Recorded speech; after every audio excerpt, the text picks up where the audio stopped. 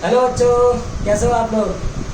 तो आज हम 11th क्लास की फिजिक्स का पहला चैप्टर स्टार्ट करने जा रहे हैं। इस फिजिकल वर्ल्ड, भौतिक जगत। तो इसको पढ़ने से पहले हम समझ लेते हैं साइंस क्या है, कहाँ से इसकी उत्पत्ति हुई है। तो बच्चों, विज्ञान की उत्पत्ति लैटिन भाषा के साइंसिया शब्द से हुई है। इसका मतलब होता है जानना। किसको जानना? साइंस को जानना। तो बच्चों, साइंस क्या है हमारा? साइंस हमारा किसी वस्तु या विषय के सुव्यवस्थित, संगठित एवं क्रमबद्ध ज्ञान को ही हम विज्ञान कहते हैं। तो बच्चों, साइंस को 3 नेचुरल ब्रांचेज में डिवाइड किया गया है, जो कि हमारी फिजिक्स, केमिस्ट्री, बायोलॉजी। ब्रांचेस तो वैसे काफ़ी सारी हैं, लेकिन जो नेचुरल ब्रांचेज है साइंस की वो यही 3 है। अब बच्चों, यहाँ पे हम क्या पढ़ेंगे? फिजिक्स। फिजिक्स क्या है हमारा? कहाँ से इसकी उत्पत्ति हुई है? इसकी उत्पत्ति बच्चों ग्रीक भाषा के फ्यूजिस शब्द से हुई है, जिसका मतलब होता है नेचर, प्रकृति। बच्चों, भौतिक विज्ञान विज्ञान की वह शाखा है जिसके अंतर्गत हम प्रकृति एवं प्राकृतिक घटनाओं का अध्ययन करते हैं। या फिर भौतिक विज्ञान विज्ञान की वह शाखा है जिसके अंतर्गत द्रव्य तथा ऊर्जा के विभिन्न स्वरूपों तथा द्रव्य से उनकी अन्योन्य क्रियाओं का अध्ययन किया जाता है। क्या कहते हैं उसको? भौतिक विज्ञान। अब पूछोगे आप लोग, द्रव्य और ऊर्जा क्या है? तो द्रव्य बच्चों वह प्रत्येक वस्तु जो स्थान घेरती है तथा जिसमें द्रव्यमान होता है। ये मार्कर आपका, ये द्रव्य है। चेयर है, वो द्रव्य है। बोर्ड है, वो द्रव्य है। एनीथिंग, हर चीज़ आपकी द्रव्य है जो स्थान घेरती है और जिसमें मास होता हो, द्रव्यमान होता हो। अब बच्चों, ऊर्जा क्या है? ऊर्जा बच्चों कार्य करने की क्षमता को हम ऊर्जा कहते हैं।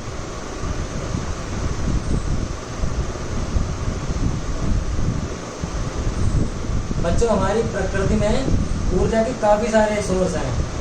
काफ़ी सारे सोर्सेज से हम ऊर्जा प्राप्त कर सकते हैं।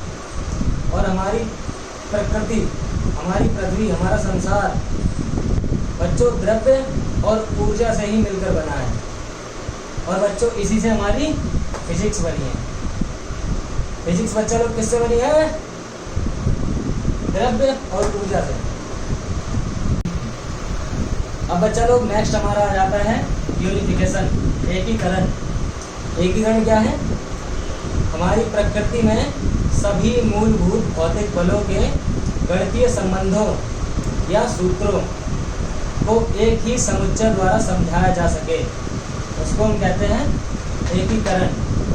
अब बच्चों, अगला हमारा आ जाता है रिडक्शनिज्म, न्यूनीकरण। न्यूनीकरण क्या है हमारा? न्यूनीकरण बच्चों एक प्रक्रिया है या सिद्धांत जो कि जटिल या फिर कठिन परिघटना को सरल कर दे या फिर सरल शब्दों में कम कर दे, उसको हम क्या कहते हैं? न्यूनीकरण। अब बच्चों, नेक्स्ट हमारा आ जाता है scope and excitement of physics, भौतिकी का प्रयोजन तथा उत्तेजना। इसमें हमारा पहला आ जाता है माइक्रोस्कोपिक डोमेन, सूक्ष्मदर्शी डोमेन। ये किस यूज के लिए होता है? ये हमारा परमाणु तथा नाम की दूरियों के मापन में यूज होता है। जब हमें कहीं छोटी छोटी दूरियां डिस्टेंस दे दी जाती है ना, तो इसी से कैलकुलेट कर सकते हैं हम लोग सूक्ष्मदर्शी की सहायता से। अब दूसरा आ जाता है हमारा माइक्रोस्कोपिक डोमेन। इसको बच्चों हम खगोलीय दूरियों के मापन में यूज करते हैं। दूरदर्शी डोमेन, वही टेलीस्कोप, वही न्यूटन वाला। जैसे कि प्लैनेट से सन की डिस्टेंस क्या हो गई, मून की डिस्टेंस क्या हो गई, है ना। अब बच्चों, फिजिक्स को 2 भागों में तोड़ा गया है, ठीक है। पहला आपका क्लासिकल फिजिक्स, दूसरा आपका मॉडर्न फिजिक्स। चिरस्मत भौतिकी, आधुनिक भौतिकी। चिरस्मत भौतिकी में आपकी 4 ब्रांचेज आ जाती हैं। तो पहले पढ़ेंगे हम मैकेनिक्स, यांत्रिकी। और बच्चों, मैकेनिक्स में ही आ जाता है हमारा दूसरा फ्लूइड मैकेनिक्स, तरल यांत्रिकी। बच्चों, तरल यांत्रिकी के अंतर्गत हम तरल तथा द्रव के अणुओं की गति का अध्ययन करेंगे। और मैकेनिक्स में तीसरा आ जाता है हमारा वेव मैकेनिक्स, तरंग यांत्रिकी। इसके अंतर्गत हम कंपनों, अपरिगामी तरंगें तथा परिगामी तरंगें, इनका अध्ययन करेंगे। और दूसरा आ जाता है बच्चों हमारा थर्मोडायनामिक्स, ऊष्मा गतिकी। बच्चों ऊष्मा गतिकी के अंतर्गत हम ऊष्मा, ताप तथा सूक्ष्म कणों से बने निकाय में हम अणुओं की गति का अध्ययन करेंगे। बच्चों तीसरा आ जाता है हमारा इलेक्ट्रोमैग्नेटिक्स, विद्युत चुंबकत्व। बच्चों इसके अंतर्गत हम विद्युत चुंबकत्व तथा विद्युत चुंबकीय प्रेरण के सिद्धांतों का अध्ययन करेंगे। अब बच्चों चौथा आता है हमारा ऑप्टिक्स, प्रकाशिकीय। प्रकाशिकीय के अंतर्गत हम प्रकाश की प्रकृति तथा प्रकाश का संचरण, अलग अलग माध्यमों में प्रकाश का संचरण तथा रिफ्लेक्शन, परावर्तन, रिफ्रैक्शन, अपवर्तन, डिफ्रैक्शन, विवर्तन, इंटरफेरेंस, व्यतिकरण। पांचवा आता हमारा पोलराइजेशन, ध्रुवण, इनका अध्ययन करेंगे प्रकाशिकी के अंतर्गत। अब अगला आता है हमारा मॉडर्न फिजिक्स, आधुनिक भौतिकी। इसमें आता हमारा रिलेटिविटी, आपेक्षिकता। इस विषय के अंतर्गत हम बच्चों उन वस्तुओं की गति का अध्ययन करेंगे जो प्रकाश के वेग के तुल्य हो। बच्चों प्रकाश का वेग पता आपको क्या है? 3 × 10⁸ मीटर पर सेकंड। और उसी गति से कोई वस्तु, कोई कण, कोई पिंड अगर गति कर रहा है तो किस विषय के अंतर्गत हम उनका अध्ययन करेंगे। अब बच्चों दूसरा आ जाता हमारा क्वांटम मैकेनिक्स, क्वांटम यांत्रिकी। बच्चों इस विषय के अंतर्गत हम आधुनिक भौतिकी के सिद्धांतों तथा बच्चों इस विषय के अंतर्गत हम परमाणु की संरचना तथा उसके गुणों का अध्ययन करेंगे। चौथा आया था आपका न्यूक्लियर फिजिक्स। बच्चों नाभिकीय भौतिकी, इस विषय के अंतर्गत हम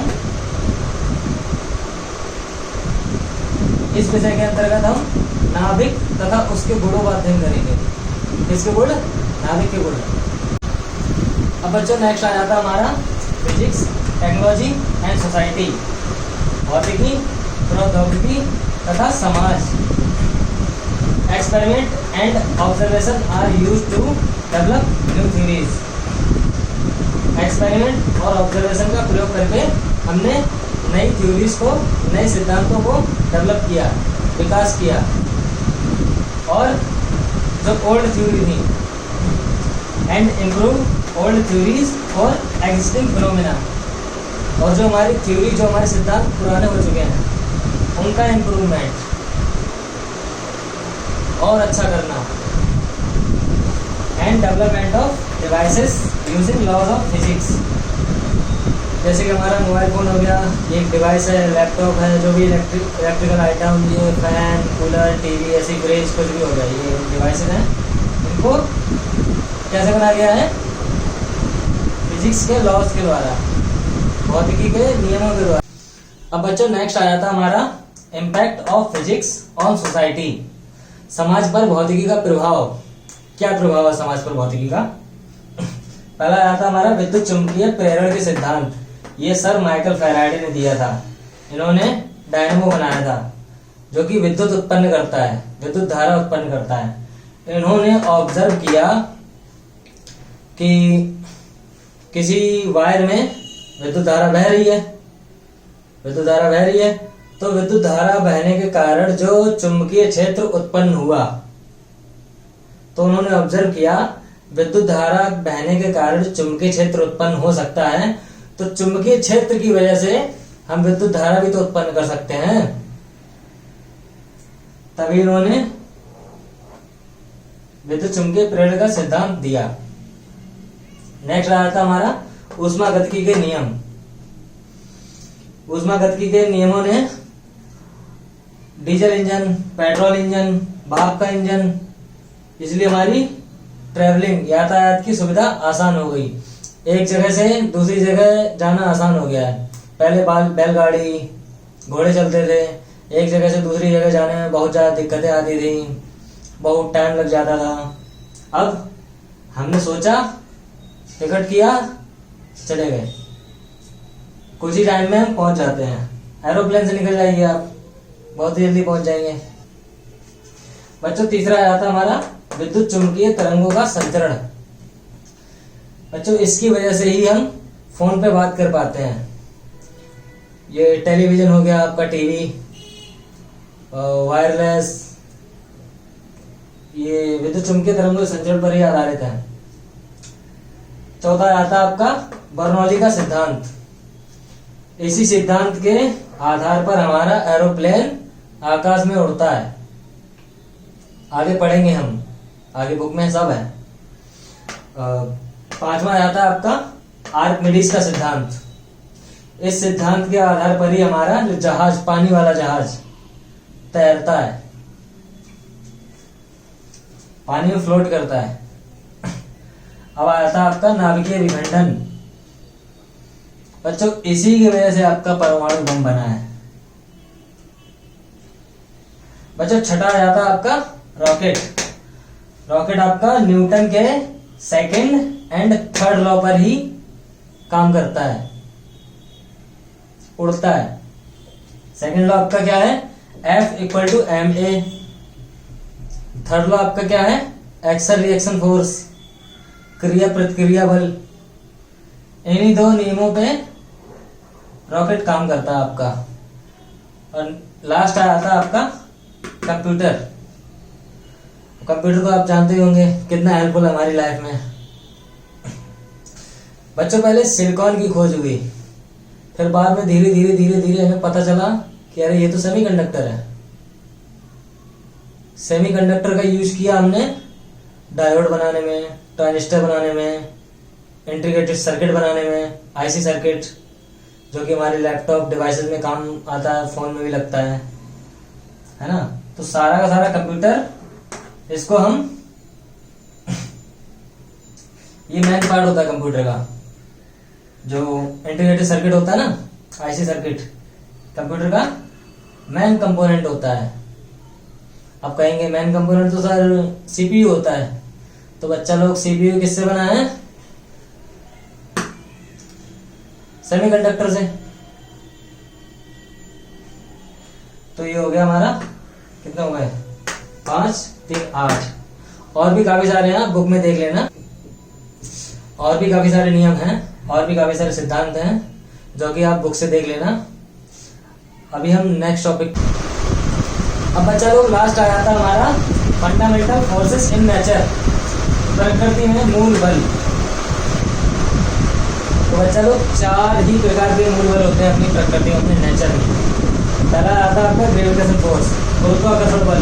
दूसरा आता है आपका वीक न्यूक्लियर फोर्स, दुर्बल नाभिकीय बल। तीसरा आता है आपका इलेक्ट्रोमैग्नेटिक फोर्स, विद्युत चुंबकीय बल। चौथा आता है आपका स्ट्रॉन्ग न्यूक्लियर फोर्स, प्रबल नाभिकीय बल। तो बच्चा लोग अब आ जाते हैं हम रिलेटिव स्ट्रेंथ में। इन चारों बलों की रिलेटिव स्ट्रेंथ क्या होती है? स्ट्रॉन्ग न्यूक्लियर फोर्स की रिलेटिव स्ट्रेंथ होती है बच्चों 1, इसकी 10⁻², इसकी 10⁻13, इसकी 10⁻39। सबसे कम रिलेटिव स्ट्रेंथ होती है ग्रेविटेशन फोर्स की, उससे ज़्यादा होती है इसकी, उससे ज़्यादा होती है इसकी, सबसे ज़्यादा होती है relative strength strong nuclear force की, प्रबल नाभिकीय बल। अब आते हैं बच्चों इनकी रेंज क्या क्या है, कहाँ से कहाँ तक काम करते हैं।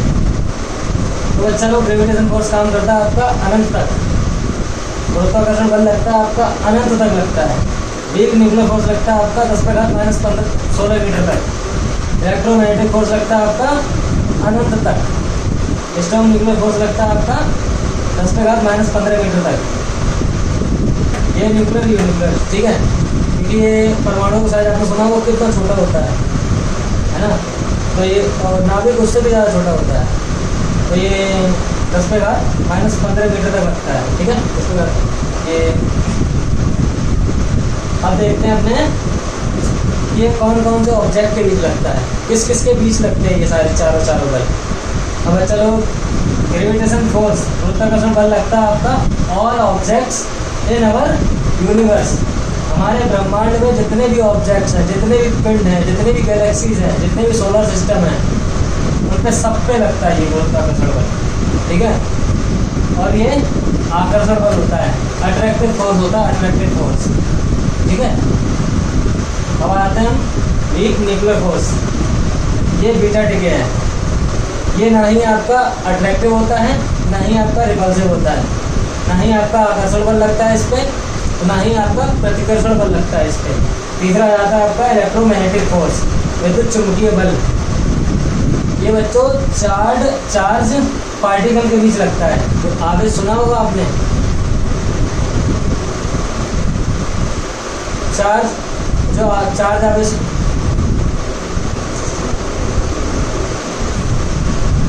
तीसरा आता है आपका इलेक्ट्रोमैग्नेटिक फोर्स।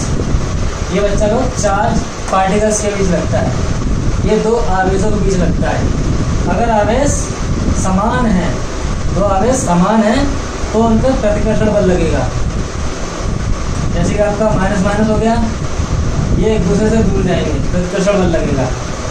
ये आपका प्लस प्लस है, ये भी आपका प्रतिकर्षण बल लगेगा इस पर। ये है प्लस माइनस या फिर माइनस प्लस, ठीक है, इस पर लगेगा आकर्षण बल। ठीक है, अट्रैक्टिव फोर्स इन दोनों पे लगेगा, रिपल्सिव फोर्स इस पे लगेगा अट्रैक्टिव फोर्स। और ये चौथा आ गया आपका लास्ट, स्ट्रॉन्ग न्यूक्लियर फोर्स। ये आपका नाभिक के अंदर प्रोटॉन के बीच लगता है, न्यूट्रॉन के बीच लगता है, प्रोटॉन के बीच लगता है। बच्चों, इसी बल के कारण जो नाभिक है हमारा आपस में मतलब बंधा रहता है। जो प्रोटॉन न्यूट्रॉन होते हैं ना, आपस में बंधे रहते हैं हमारे। नहीं तो इलेक्ट्रॉन माइनस का होता है, प्रोटॉन अपना प्लस का होता है, न्यूट्रॉन अपना न्यूट्रल होता है। तो इलेक्ट्रॉन और प्रोटॉन माइनस प्लस, ये इनके बीच आकर्षण बल लग जाएगा, है ना।